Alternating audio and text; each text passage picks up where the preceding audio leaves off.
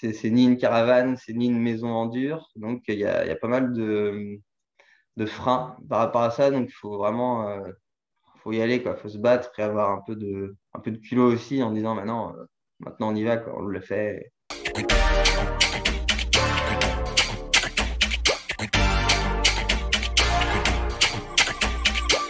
T'es né quand et tu vivais où? Je suis né le 9 mars 1992 à Cholet et j'ai grandi à Moléon. 3 mots que les autres utilisent pour te définir. Je dirais fêtard, ça revient souvent. Malin, entreprenant, parce que je me lance dans pas mal de projets. Si tu étais un personnage célèbre, tu serais qui? Si j'étais un personnage célèbre, je dirais quelqu'un qui a fait quand même bouger pas mal de choses. Une personne comme Nelson Mandela, dans ce style-là. Ça me plaît bien. Tu voulais faire quoi quand tu étais petit? J'ai voulu être cuisinier. J'ai longtemps voulu travailler dans ce milieu-là. Ton lieu préféré dans le Moléonais, c'est quoi? Je dirais le château de Moléon parce que c'est là-bas où il y a des super souvenirs, des ruades notamment, je dis qu'était la grosse fête, mais qui est toujours, mais en espérant qu'elle revienne. La grosse fête du coin et ouais, des super souvenirs dans ce château-là, à l'époque où on le faisait dans le château. De quoi tu veux nous parler? Je suis en train de construire une tiny house. Alors une tiny house, c'est quoi? C'est une petite maison à Ossature-Bois, qui littéralement justement veut dire micro-maison en anglais, qui est construite sur une remorque et qu'on peut donc derrière déplacer. Donc voilà, celle que je suis en train de construire avec ma copine, elle fait 6 mètres de long, 2,55 m de large et 4,10 m de haut. L'idée, c'est de faire beaucoup de deux en un pour que dans un si petit espace, on ait vraiment tout le confort d'une maison.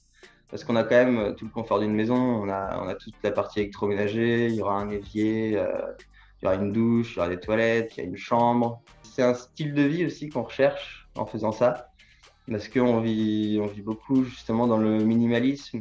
On essaye d'enlever tout le superflu et de garder vraiment que les objets qui nous tiennent à cœur et qui sont vraiment utiles quoi, dans la vie de tous les jours.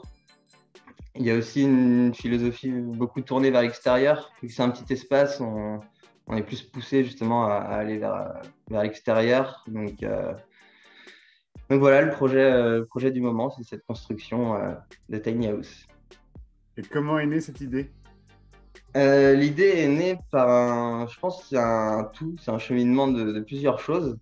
J'ai eu pas mal d'appartements dans ma vie en ayant fait plusieurs villes et les endroits où je me plaisais le plus, c'était vraiment les petits espaces. J'aimais bien que chaque chose était bien dans sa place, il y avait plein de petits coins bien spécifiques, mais dans une seule pièce, quoi. J'ai eu pas mal de studios.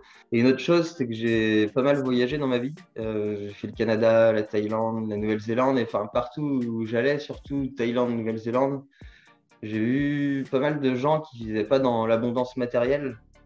Bien au contraire, justement, qui étaient dans une situation qu'on pourrait qualifier de précaire, mais qui en fait, ils puaient la joie de vivre. Et ce côté-là, de se dire qu'en fait, on n'a pas besoin d'avoir plein de choses et d'être dans l'abondance matérielle, ça n'empêche pas justement d'être vachement heureux, d'aimer toutes les petites choses essentielles. Et il y a aussi ce côté-là dans la tiny house, c'est de vivre que de l'essentiel, en fait, de ce dont on a vraiment besoin. Et voilà. Donc, je pense que c'est venu de tout ça. Et maintenant, ça en est où? Alors en ce moment, c'est en construction encore. On a terminé toute l'ossature, c'est-à-dire que voilà, il y a toutes les sections de bois qui sont assemblées comme un gros puzzle. On a isolé l'intérieur. Et donc l'idée, c'est de vivre dedans en septembre de cette année, parce que là, on a trouvé un terrain sur lequel la poser. Et donc maintenant, on continue la construction et on attend de vivre dedans.